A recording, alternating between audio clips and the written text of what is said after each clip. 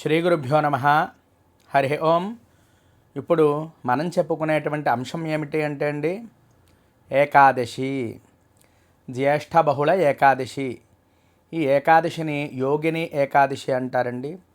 ఈ యోగిని ఏకాదశి విష్ణుమూర్తికి చాలా ప్రీతికరమైనటువంటిది, చాలా శుభప్రదమైనటువంటిది అని చెప్పి మనకి బ్రహ్మవైవర్త పురాణం అనేక పురాణాల్లో కూడా చెప్పబడుతోంది. దీని యొక్క కథలు ఏమిటి, ఇది చేయడం వల్ల మనకి ఏం ఫలితాలు పొందుతాము అనేది ఈ వీడియోలో మనం తెలుసుకుందాం. యోగిని నామ సాప్రోక్త త్రైలోక్యేపి సుదుర్లభ, ఉపోష్య విధివద్భక్త్యా సర్వపాపై ప్రముచ్యతే.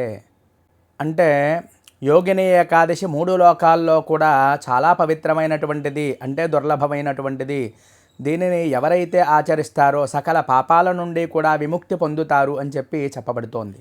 88 సహస్రాణి బ్రహ్మహత్యా శతాని చ యోగిన్యేకాదశీ పుణ్యం దహత్యగ్నిరివేంధతి. అంటే దీనికి అర్థం 88,000 బ్రహ్మహత్య దోషాలను కూడా, మహాపాపాలను కూడా నివారింపచేసేది ఈ యోగిని ఏకాదశి అని చెప్పి చెప్పబడుతోంది. అలకాపురిలో ధనాధిపతి అయినటువంటి కుబేరుడు ఉండేవాడు.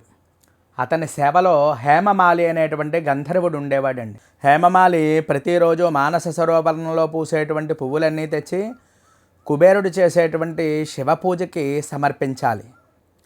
ఒకరోజు తన భార్య విశాలాక్షితో ప్రేమలో మునిగిపోయి హేమమాలి పుష్పాలు తీసుకురావడం మర్చిపోయాడు. శివ పూజకి ఆలస్యం కావడంతో కోపించినటువంటి కుబేరుడు హేమమాలిని పిలిపించి కారణం తెలుసుకున్నాడు. ధర్మాన్ని విస్మరించినందుకు కుష్ఠురోగంతో హేమమాలి భూమి మీద పడిపోవాలి అని చెప్పి శపించాడు.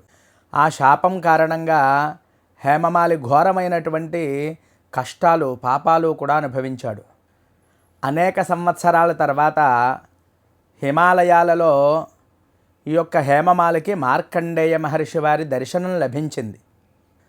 ఆయనకి తన దుస్థితిని వివరించగా హేమమాలికి ఈ మార్కండేయ మహర్షి ఈ యోగిని ఏకాదశి వృత్తాంతాన్ని వివరించి ఈ వ్రతాన్ని చెయ్యమని ఆదేశించారు.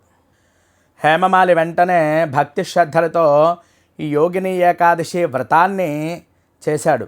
తరువాత కొంతకాలానికి అతని కుష్ఠురోగమంతా కూడా నయమయ్యి సుఖశాంతులతో తులతూగుతూ మళ్ళీ అలకాపురికి చేరుకున్నాడు. తన భార్యతో సుఖంగా జీవించాడు. ఈ ఏకాదశి వ్రతాన్ని ఏ విధంగా ఆచరించాలి అంటే, ముందు రోజు అంటే దశమి రోజు సాత్వికమైనటువంటి ఆహారాన్నే స్వీకరించాలి. మరి ఏకాదశి ఉదయాన్నే బ్రాహ్మీ ముహూర్తంలో, బ్రాహ్మీ కాలంలో లేచి అవకాశం ఉన్నవారు నదీ స్నానం చేయండి.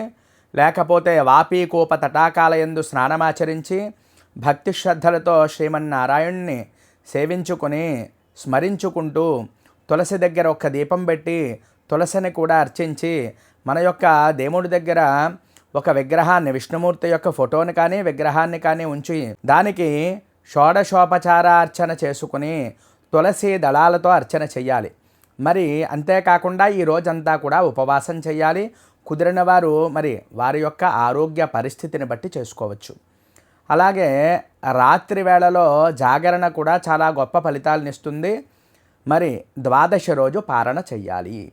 మరి ఏకాదశి రోజు ఏం చేయాలి అంటే అండి, విష్ణు సహస్రనామ స్తోత్ర పారాయణ, అలాగే భగవద్గీత, భాగవతం మొదలైనటువంటివన్నీ కూడా, పురుష సూక్త పారాయణ, పవమాన సూక్తాలు కూడా పారాయణ చేయడం చాలా శుభప్రదం. ఇవేవి కూడా రానివారు ఎవరైనా ఉన్నట్లయితే, తెలియని వారు కానీ అష్టాక్షరి మహామంత్రాన్ని జపించండి. దగ్గరలో ఉండేటువంటి నారాయణుడు అంటే విష్ణుమూర్తి యొక్క దేవాలయానికి వెళ్ళి దర్శనం చేసుకోవడం కూడా శుభమైనటువంటి ఫలితాలని కలగజేస్తుంది. అందరూ కూడా గమనించండి. మరి ఈ విధంగా ఏకాదశి వ్రతాన్ని ఆచరించి ద్వాదశి రోజు మీకు కుదిరినట్లయితే ఒక బ్రాహ్మణుడికి భోజనం పెట్టడం, లేదా స్వయం పాకం దానం చేయడం, అలాగే గోవులకి గడ్డి కాస్త పెట్టడం, లేదా ఏదైనా దానా కానీ ఏదైనా ఆహారాన్ని మరి వాటికి పెట్టడం, వాటిని సేవ చేసుకోవడం, వాటికి ప్రదక్షిణం చేయడం వల్ల మనకి బ్రహ్మాండంలో ఉండేటువంటి క్షేత్రాలన్నీ కూడా దర్శనం చేసినటువంటి పుణ్యం లభిస్తుంది. ప్రతి ఒక్కరూ కూడా మానవ జీవితంలో చేయవలసినటువంటిది ఏదైనా ఉంది అంటే అది ఏకాదశి ఉపవాసం, ఏకాదశి వ్రతం. ప్రతి గృహస్థుడు కూడా ఖచ్చితంగా చేయవలసింది ఏది అంటే అండి ఈ ఏకాదశి వ్రతం. గమనించి ప్రతి ఒక్కరూ కూడా ఈ ఏకాదశి వ్రతాన్ని ఆచరించడం వల్ల మరి అనేకమైన జన్మల్లో చేసినటువంటి పాపాలని కూడా నివృత్తి అయ్యి సుఖశాంతులతో ఉంటారు. మరి ఈ వీడియో మీకు నచ్చినట్లయితే లైక్ చేయండి, కామెంట్ చేయండి. మన ఛానల్ ఇంకా ఎవరైనా సబ్స్క్రైబ్ చేయకపోతే తప్పక సబ్స్క్రైబ్ చేయండి. హరి ఓం తత్సతు. స్వస్తి.